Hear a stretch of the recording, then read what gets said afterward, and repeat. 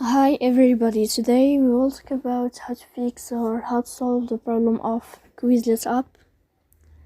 You will click on settings here. Then this page you can click on apps, default apps, app settings.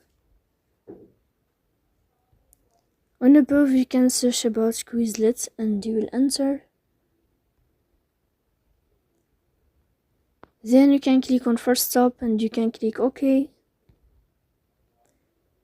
After that you will enter to the window of storage. Here you can click on clear cache. Then you can go to Play Store. You will search about Quizlet app.